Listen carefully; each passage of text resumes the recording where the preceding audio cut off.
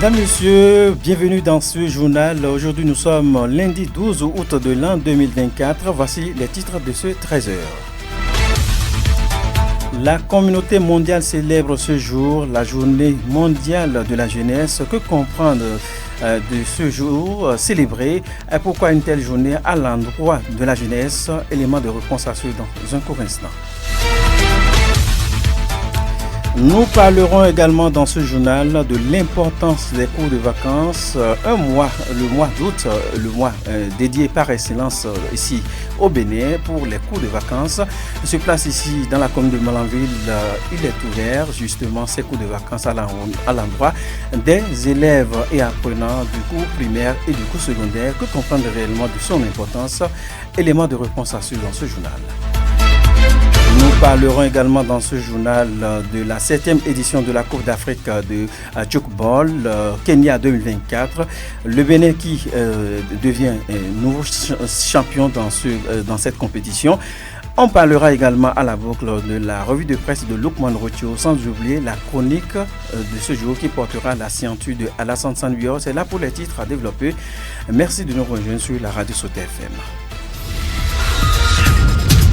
Sota Midi Magazine, le point de l'actualité de la journée sur ta radio. Sota FM, c'est maintenant et tout de suite.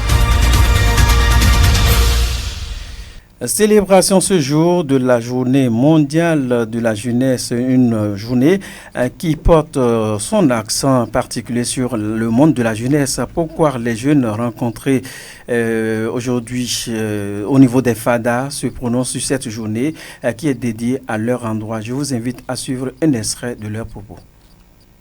Je ne sais même pas s'il y a même une telle journée qui est destinée à la jeunesse. Moi, je ne sais pas.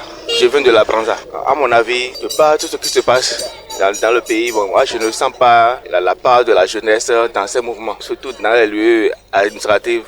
Journée internationale de la jeunesse, c'est une bonne initiative.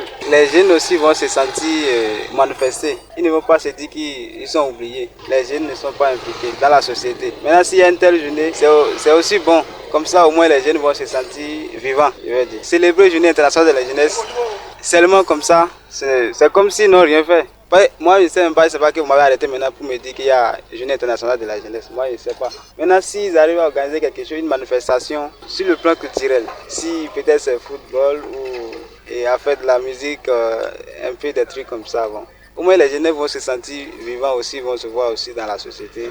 Une telle célébration. C'est une bonne célébration quand même. Moi, parfois, je ne vois pas le sens parce qu'on voit ça souvent, ça se passe à la télé, mais moi, je ne vois pas, comment dirais-je, je ne vois pas de sens à ce qu'ils font. Pratiquement à Malanville ici, tout ce qui se passe à Malanville, c'est de n'importe quoi. Les autorités, en tout cas, la majorité quand même, selon moi, c'est de n'importe quoi. Non, moi, je pense que l'initiative, elle est bonne parce que quoi qu'on dise, la jeunesse est au cœur du développement aujourd'hui et on ne saurait rien faire si ce n'est pour les jeunes. Donc je crois quand même qu'il est important de célébrer cette journée et pour faire comprendre au monde entier combien la jeunesse est importante et combien le développement local, le développement national et même international repose sur les épaules de la jeunesse. Donc pour moi, c'est une très belle célébration. C'est là en fait le grand problème. On ne peut pas faire le bonheur de la jeunesse sans la jeunesse. Et voilà pourquoi il est important que la jeunesse soit placée à tous les niveaux administratifs pour pouvoir suivre et défendre l'intérêt des jeunes.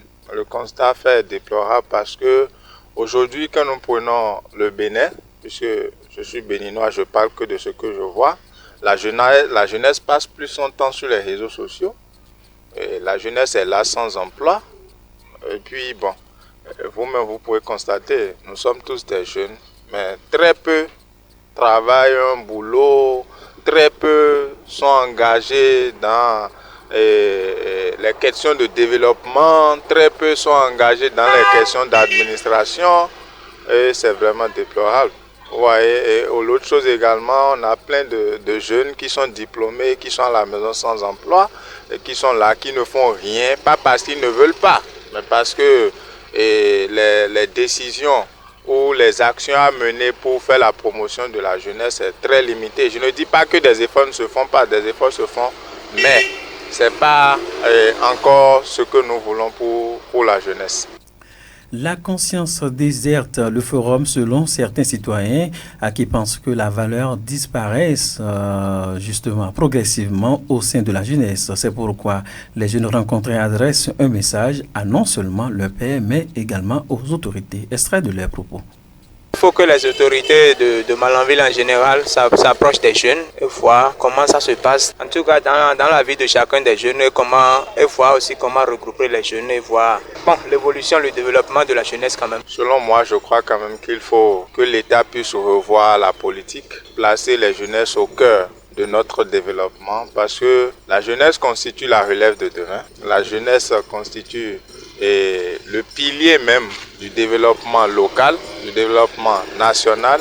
Et pour ce faire, il nous faut repenser la politique à l'endroit des jeunesses en créant beaucoup plus d'emplois et en faisant la promotion de la jeunesse dans les administrations, en impliquant davantage la jeunesse dans les postes politiques, de sorte à ce que nos intérêts soient réellement défendus. Et au-delà de ça, il faudrait en appeler à la conscience aussi de cette jeunesse, parce que l'État fera ce que l'État peut faire, mais il faudrait aussi que la jeunesse puisse se lever et prendre sa vie en main, parce qu'on ne va pas attendre qu'on fasse tout pour nous. Si on te donne la femme, il faut courir pour aller chercher toi-même le lit. Donc que chaque jeune, à son niveau, s'asseye et fasse le bilan de sa vie, définisse des objectifs à court, à moyen et à long terme. Et je crois que quand on va lire de l'engagement au sein ou parmi les jeunes, l'accompagnement viendra plus facilement. Dans cette ligne droite, comment la jeunesse est-elle perçue par des personnes âgées aujourd'hui? Nous avons posé la question à une personne âgée ici à Malanville. Je vous invite à suivre les explications et l'appréciation de Tankari Mama. Depuis des décennies, nous célébrons la journée de la jeunesse dans les différents pays. Même dans l'Occident, dans les pays avancés, cette journée-là est souvent célébrée dans la joie et dans l'allégresse. Dans notre avis, nous allons inviter les jeunes vraiment à donner une importance à cette journée-là. La jeunesse tente de s'organiser, mais il y a toujours des détracteurs qui sont absorbés par l'individualisme. Sinon, les jeunes ont la volonté de s'organiser. Il y a l'individualisme qui entrave certaines actions à mener dans la société par les jeunes. Donc, nous invitons les jeunes à s'organiser. Parce que s'ils sont organisés, leurs préoccupations seront entendues par les différentes autorités. On a des jeunes diplômés sans emploi, le travail n'est pas prêt aujourd'hui, mais si les jeunes sont organisés, je crois que même si ce n'est pas à 100%, leurs doléances peuvent être entendues. Mais s'ils luttent de façon individuelle, de façon éparse, ils ne peuvent pas avoir gain de cause. Ce citoyen rencontré aborde par ailleurs le constat défavorable concernant la jeunesse aujourd'hui et prodigue des conseils à la jeunesse pour changer la donne. Tankari Mama, lui, il est président de l'association Mobu ici à Malanville. Il se veut plus précis.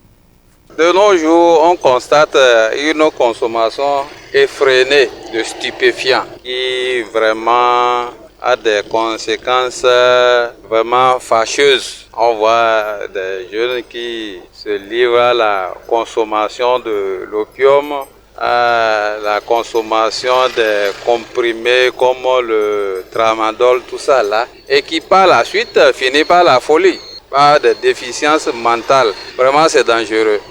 Parce que il est difficile à un jeune, sous l'effet de ces stupéfiants-là, de suivre les conseils de ses parents. Parce qu'il y a des jeunes même qui tentent même d'affronter leurs parents suite à certains conseils et ce n'est pas du tout intéressant. Ce n'est pas du tout intéressant parce que mieux vaut prévenir que guérir. Ceux qui ne sont pas ancrés dedans, qu'ils prennent vraiment leurs dispositions pour ne pas s'enliser dans cette consommation-là. En dehors de ça, il y a aussi le goût du gain facile qui amène les jeunes à poser vraiment des actes vraiment hors normes et ce n'est pas du tout intéressant. En tout cas, c'est ça. Ou encore des jeunes qui écoutent encore leurs parents, je leur demande d'éviter les mauvaises compagnies. D'éviter les mauvaises compagnies parce que c'est les mauvaises compagnies qui entraînent souvent des jeunes sérieux à vraiment poser des actes qui sont hors de la société. À l'instant, Tankari Mama, il est le président de l'association Mobu ici à Malanville. De cette actualité, mesdames, messieurs, la rédaction de Sota FM fait focus aujourd'hui sur le métier de meunier. C'est une activité qui nourrit aujourd'hui justement son homme. Je vous invite à aller à la découverte de ce métier avec un citoyen qui est plein dans ce métier à Malanville. Il est interrogé par un de nos reporters. Suivez plutôt. J'ai commencé mon travail depuis 89. Je suis mécanicien, je ne suis pas meunier seul. Bien sûr, j'arrive à me défendre. Parce que si je n'arrive pas à me défendre depuis 89, que je suis dessus, tout d'abord 89, j'étais célibataire. Je suis marié à 92. Est-ce que tu vois? Si je ne me défends pas, je vais rester, je serai dedans encore, je ne serai pas dedans. Mais ça là, ça arrive des fois, on trouve, on ne trouve pas. Mais avec le courage, avec l'encouragement, on est dedans. Si tu sais bien faire ton travail, tu fais bien le traitement, tu attires les clients, on a les clients un peu partout. Est-ce que tu vois? C'est Dieu qui donne tout ce qu'on dit là. Sinon, depuis 89, je ne serai pas encore déjà dans le boulet. Il y a un client qui a quitté de banque, il est venu au marché. Il a amené le maïs. 4 heures du matin, il était venu pour ne pas décourager le client. Il était venu démarrer le moulin ici. Avant matin, 8 heures, elle est venue prendre son sac de farine et repartir. Et tu vois, non. Sinon, le moulin, c'est bon chez moi. Parce que moi, je suis né dedans. C'est pas que j'ai trouvé l'argent, j'ai acheté le moulin. Je suis né dans le moulin. Mon papa, je suis venu le trouver avec le moulin. Et tu vois, non. Donc, si je vais dire que c'est un héritage pour moi. Maintenant, aujourd'hui, notre moulin d'avant, c'est un moulin qui est lent. Mais avec les nouvelles générations, on a encore, les Chinois ont encore fabriqué un autre moulin encore qui est rapide, qui va être les mêmes comme courant. Le moulin, on l'appelle agrément. Chez moi ici, moi, avec les clients, je n'ai pas de problème. Je travaille bien correctement. Des fois, ceux qui nous tranchent les dents, les guiseurs quoi, ceux qui nous aiguisent les dents, il y a d'autres qui savent bien connaître. Quand ils nous aiguisent les dents, on vient en place, surtout dans neuf là. Mais si tu veux, il faut dormir. Tu vas bien travailler comment tu veux. Quand on travaille bien avec les clients, on n'a pas de problème. Mais quand tu fais un peu d'erreur, vous savez, les femmes, ils ne cachent pas. Ils vont ouvrir leur bouche pour commencer à crier sur l'homme. Hé, le vieux là-haut, le vieux boncoir est là. Non, mais du coup, on s'entend bien. Vous voyez, non. Parce que nous, on a tout fait pour avoir une association. Ça n'a pas marché. On n'a pas d'association, les menus. Si l'État peut nous aider, au moins pour trouver un atelier, quoi, ça dit pour ouvrir un moulin, ça, mettons, on se débrouille. Par exemple, si on a 2 têtes de moulin, ça dit pour maïs à part, pour l'eau à part, pour sabou, décortiquage à part, pour aiguiseur de dents à part, on serait à l'aise. À l'instant, un propriétaire justement de moulin, propriétaire qui, selon lui, ce métier nourrit son homme. Mesdames, messieurs, cette fois-ci, on fait un tour de l'autre côté de la localité de Parakou. C'est la saison des pluies, une période de montée des eaux ou de crues dans certaines régions du Bénin. C'est le cas par exemple du fleuve Okpara, Parakou. Lukman Rouroutio nous amène à allons découvrir un peu plus.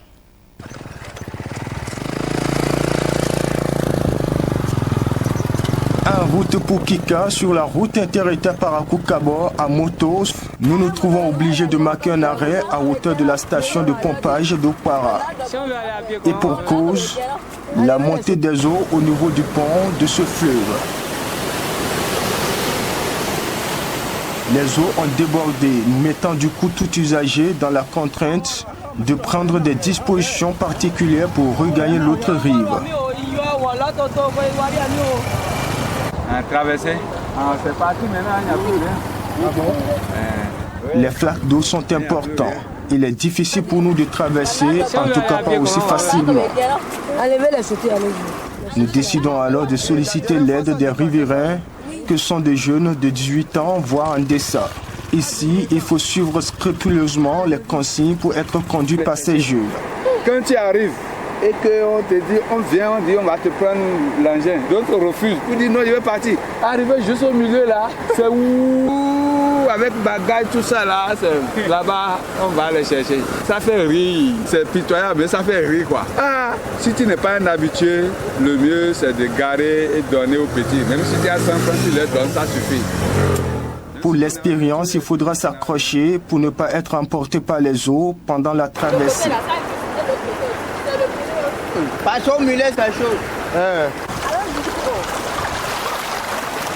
Faut bien me garder. Mais au bout de 3 minutes environ, nous voilà de l'autre côté. Attendez, nous on va retourner ensemble. Kassin Joseph est un enseignant informaticien au lycée technique de Kika. Il nous parle de sa première expérience. Il m'est arrivé de traverser plusieurs fois à l'Okpara, mais dites-vous que ce n'est pas facile. Quand l'Okpara est en crue, ce n'est pas n'importe qui peut traverser. Pour la première fois que moi je voulais traverser l'année passée, j'ai juré que si je trouve de l'eau sur le tronçon là, comme ça, moi je ne vais plus jamais passer. Parce que le jour là, non, ça n'a pas été facile pour moi. J'ai failli chier même dans le caleçon. Sincèrement, non, ce n'est pas de la blague. Les gens, ils ont pris mon engin. 4, 2 devant, 2 derrière. Les petits enfants avec bâton, ils ont soulevé. Moi-même, je ne pouvais pas marcher. Ça me prenait, ça me balançait, je ne sais pas.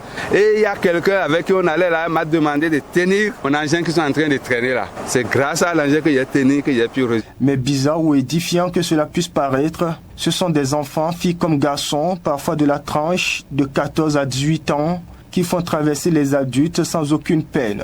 Ça paraît bizarre, mais dites-vous que c'est une question d'habitude. Ils sont déjà habitués, ils nagent, c'est les gens qui savent nager, c'est les gens qui savent traverser, ils savent les pas qu'il faut prendre pour y aller. Alors vous qui n'êtes pas un habitué, si vous voyez l'eau là, ça vous fait peur. Il y a d'autres même qui refusent de se faire traverser, mais arriver au beau milieu de l'eau là, c'est le scandale total. Ils s'en vont avec leurs bagages. Les gens perdent même les portables, les portatifs, beaucoup de choses. Si c'est de l'argent vous avez, vous tombez dedans, tout en va. Pour les concernés, traverser la crue de l'Okwara est devenu presque un réflexe. Cela se ressent d'ailleurs à travers le déplacement dans les eaux. Pour Banabé, l'un des jeunes, rien d'extraordinaire. Pour moi, c'est chez moi ici. J'ai l'habitude de rentrer dans l'eau comme je veux. Tu n'as pas fait? Non. Tu as appris ça? Non, je n'ai pas appris ça. Et pendant qu'on y est, un usager tente de défier les eaux du fait de la baisse de la crue. Mais attention, c'est sans compter avec la grande vitesse du liquide fluvial. Témoin des faits, Ateka Saturnin, un conducteur de taxi-moto, pris de panique, ne banalise pas ce débordement, même s'il est en baisse, depuis quelques heures d'après les témoignages. Il n'a pas tardé à solliciter l'aide des jeunes, pour lui, mais également pour son client, à l'aller comme au retour. C'est à cause de ça, le petit là, quand me fait traverser avec ça. Ça fait peur, c'est ça? À faire de l'eau là, moi je ne s'amuse pas. Vous avez l'habitude de pratiquer là-bas ou bien c'est la votre première fois? Si j'ai trouvé un client, si il a dit là-bas, là, je vais. Moment de panique pour certains usagers, mais profitable pour d'autres. Oui, ça profite aux enfants, même aux âgés, aux adultes. Parce que c'est une période où ils se font de l'argent. Moi, si l'eau est trop là, je peux gagner au moins 8 000, 7 000 comme ça. Oui. Ce n'est pas la première fois. Des lycéens de Kika et autres usagers ont perdu la vie dont les corps sont enterrés du côté sud du cours d'eau, érigé presque en un cimetière. Les autres même, il y a les autres qui refusent, quand ils rentrent dedans, ils vont tomber. Les autres meurent même dedans. Ah oui? Vers là-bas même, ils ont fait le cimetière de l'eau même là-bas. Et il y a les tombes là-bas, plein même. Et c'est les gens qui ont refusé de les faire traverser, qui ont parti faire l'accident avec leur moto et mourir là-bas. La situation actuelle au niveau du pont d'Okwara n'est pas une première pour les usagers de la voie Parakou-Kabo. Devenu presque cyclique, le débordement des eaux sur l'infrastructure de franchissement dont le chantier est en souffrance reste toujours préoccupant. C'est pourquoi Joseph Kassé invite les autorités à œuvrer pour la réalisation de l'infrastructure, surtout vu l'importance du trafic sur ce axe routier. Et si le gouvernement veut faire de moyens là, c'est une question de volonté et de programmer ce tronçon-là. Ce tronçon-là, l'argent qui rentre dans ce tronçon pour le gouvernement, ce n'est pas petit. C'est d'ailleurs les raisons pour lesquelles le gouvernement doit penser à ce tronçon-là. Non, dans la journée, ceux qui sont les responsables forestiers, gendarmes, policiers, douanes, tout ça là, l'argent qui rentre dans leur caisse, ce n'est pas petit dans la journée. Les faillards d'essence, frélatés, tout c'est trop. C'est des camions. Mais il faut que le gouvernement pense à ce tronçon-là pour que nous ayons une bonne circulation, pour que ce qui arrive souvent, et les gens tombent, l'eau emporte, on enregistre souvent des dégâts matériels. La perte de vie humaine, ce n'est pas sérieux. Tous les ans que Dieu fait, l'eau emporte des lycéens ici. La route du développement passe par le développement de la route et pour ça, l'Est Parakou-Kabo a besoin d'un regard particulier des gouvernants. En attendant, la prudence doit être le premier réflexe des usagers de cette voie. Eh bien voilà, mesdames, messieurs, à l'instant, le commandant Routio, nous restons dans cette même ligne droite et il ne part pas, il nous plonge dans le décryptage de l'actualité telle que traitée par la presse béninoise écrite. Ce sera la revue de presse nationale, le commandant Routio. Suivez la revue de presse sur Sota FM. Amis de la Plume du Papier, mesdames, messieurs, bonjour. L'actualité un peu maigre ce lundi. Démarrons avec le grand oral du maire Biosara Kotamou. Le maire de Banikwara était l'invité de l'émission hebdomadaire Zone Franche de Canal 3 Bénin, rapporte en manchette la Perche du Nord. Membre du parti Nord Progressif Le Renouveau, l'édile de Banikwara, d'après la publication, a défendu les acquis de la rupture. Il en a profité pour suivre le journal pour réitérer les doléances de ses administrés. Des doléances reprises en cri de cœur par quotidien Le Soleil Bénin Info qui pense que la commune Banikwara, qui réalise un score inébranlable chaque année en matière de production cotonnière, mérite mieux. Pendant ce temps, Dynamise Info s'intéresse en manchette aux prisonniers graciés. Joël Aïvo et Rekia Madougou, leur nom ne figure pas sur la liste des graciés, constate le quotidien. Alors, Talon serait-il persuadé que seule l'amnistie règle les cas Aïvo et Madougou, s'interroge mon confrère. En attendant qu'il n'ait de réponse à sa question, le matinat nous conduit à Natitengu. Là-bas, informe le journal, 8 présumés cybercriminels sont tombés dans les mailles du Centre national des investigations numérique SOSRC de Parakou. Ils ont été interpellés dans la nuit du vendredi 9 au samedi 10 août dernier à Natitengu. Le journal précise que c'est à l'issue d'une étroite collaboration avec les éléments du commissariat central. 8 cybercriminels présumés ont été arrêtés. 2 véhicules de marque Lexus et Mercedes ainsi qu'une moto ont été également saisis, fait savoir la publication qui annonce de sources bien informées qu'ils seront présentés au procureur spécial de la Criette dans les tout prochains jours. Ceci à l'image du douanier et d'un militaire qui sont placés sous convocation dans une affaire de décès d'une serveuse dans une course-poursuite à Ekpe. Le chauffeur est en prison.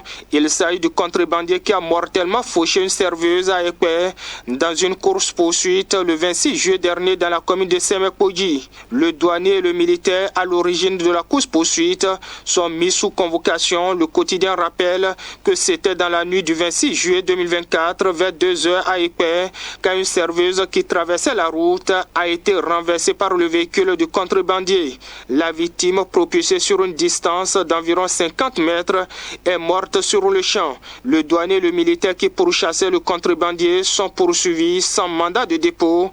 Le télégramme renseigne que leur procès est programmé pour ce mois d'août. Et dans le reste, un fait divers. À Dogbo, le télégramme rapporte le décès d'un homme mordu par un serpent au cours d'une cérémonie dans un couvent à Zafi. Le drame, d'après le journal, s'est produit le samedi 10 août. Le journal relate qu'au cours de la cérémonie débutée vendredi et qui s'est poursuivie samedi, les adeptes d'un fétiche se réunissent et organisent tous les ans et organisent des rituels. Comme les initiés peuvent à loisir s'amuser avec un serpent apprivoisé pour la circonstance et ramenés au couvent, ils étaient en pleine cérémonie quand les démonstrations de force ont commencé et tout a tourné au drame. Car dans le lot, relate le journal, un homme a été mordu par le serpent apprivoisé. Le journal raconte que principalement, après avoir été mordu, des rituels ont été faits pour anéantir les effets du venin. Dans la foulée, il a été suggéré de le conduire au centre de santé, mais ce serait trop tard puisqu'en cours de route, il a rendu l'âme, se consterne mon confrère. Sans commentaire, terminons avec les 10 ans d'existence du quotidien Matin Libre. Aujourd'hui, le journal célèbre ses 10 ans sans discontinuer. À l'occasion, les confrères recueillent les témoignages des lecteurs de tous bords. Si pour le député Boko Soulé Malam Moukouré, nul ne peut se passer aujourd'hui de Matin Libre, le député Aboulaye Gounou voit le journal du côté de l'opposition que de la mouvance. Claudine Prudentiaux déclare qu'en 10 ans, Matin Libre a su gagner la confiance de ses lecteurs. D'autres avis de syndicalistes, défenseurs des droits de l'homme et journalistes à découvrir dans les colonnes du journal. Ainsi va, mesdames et messieurs, pour l'essentiel de l'actualité, vous l'avez compris, un peu maigre ce lundi. Fin de cette revue. Merci de m'avoir suivi. À demain. C'était la revue de presse sur Sota FM.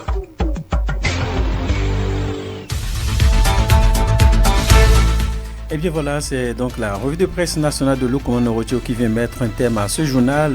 Collaboration technique Aboubakar Dokou, à l'édition Ousmane Tino, là en direct pour la présentation Bruno Gakli. Suivez juste après nous la chronique du jour qui porte la griffe de Alassane Sanebio. D'ici là, portez-vous bien et bonne écoute chez vous. C'était Sota Midi Magazine, le rendez-vous informatif de la mi-journée sur Sota FM, la radio de l'espoir. Merci pour votre fidélité.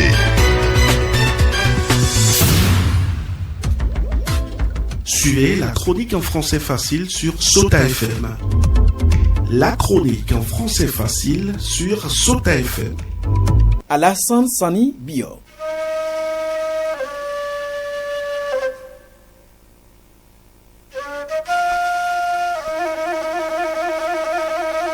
L'éducation à la citoyenneté. La problématique est d'une importance capitale. Elle permet aux citoyens de connaître leurs droits et devoirs, un facteur indispensable qui encourage à s'engager pour le vivre ensemble, parce que cela donne à chacun la possibilité de mieux se comporter vis-à-vis de l'autre et de comprendre les fondements pour le bon fonctionnement de la société. On sait ce qu'on doit faire et ce qu'on ne doit pas faire, ce qui induit systématiquement le respect de l'autre. Ainsi, il y a moins de frustration dans la cohabitation. Vous allez comprendre que tous les citoyens sont nés égaux devant la loi et que ton semblable n'est pas un sous-homme. Cette compréhension des choses peut limiter les stigmatisations. On n'aura pas non plus le courage de déclencher à tout vent des bagarres pour un oui ou un non. Parce que porter premièrement des coups à quelqu'un peut vous créer des ennuis. L'éducation à la citoyenneté permet donc de développer un comportement pacifique. Celui qui a reçu une bonne éducation à la citoyenneté voit de façon permanente de graves erreurs dans le comportement des gens dans la communauté. Parce que les gens posent fréquemment des actes qui peuvent leur coûter cher, mais ils n'en savent rien. Si on dit d'éviter de jeter des ordures partout et on le fait, on peut être sanctionné. La vitesse est interdite en pleine agglomération. Si vous n'en tenez pas compte, vous courez des risques. Malheureusement, c'est notre sport favori. Dans d'autres villes du Bénin, les usagers se crient déçus. Parfois, ils en arrivent à la main. On est dans un véhicule, sur moto ou à pied, on finit d'utiliser un sachet, on le jette sur la voie publique, même bitumé. Alors que le bon sens voudrait qu'on garde jusqu'à trouver une poubelle. Ce sont des comportements contraires à la citoyenneté. On ne sait pas qu'on doit protéger le bien public. Certains croient que le bien public ne leur appartient pas, alors que c'est réalisé pour tout le monde et tout le monde en profite.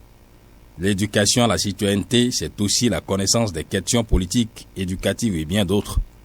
En tant que citoyen, vous devez savoir le rôle que votre chef du village ou du quartier doit jouer, le rôle que votre chef d'arrondissement doit jouer, le rôle que votre député doit jouer, bref, et vous-même, le rôle que vous devez jouer pour les accompagner à réussir leur mission dans votre intérêt. Il ne faut pas attendre seulement d'un député des billets de banque qu'il vous donne chaque fois qu'il arrive au village ou au quartier. Ce n'est pas son rôle, ça. Son rôle, c'est de porter, entre autres vos préoccupations, les problèmes liés au développement de votre zone au Parlement et les défendre. Et vous avez le droit de le saisir pour ça. Vous avez également le droit de l'interpeller quand il ne réagit pas. Parce que c'est vous qui l'avez envoyé là-bas. Sans vous, il n'est rien. Il siège en votre nom et parle en votre nom. Mais quand vous attendez de lui des miettes, il ne fera plus rien pour votre bien collectif. Un bon citoyen doit le savoir. On a des députés qui ne pensent jamais à porter les préoccupations de leur mandat à l'Assemblée nationale, parce qu'ils se disent que leurs mandats sont ignorants. Donc, ils ne se sentent pas redevables. Ce sont juste quelques exemples. L'éducation à la citoyenneté est vaste. Si vous n'y faites pas un pas, vous allez toujours mordre le doigt. Citoyens de la République, c'est tout pour aujourd'hui. On se reprend très prochainement.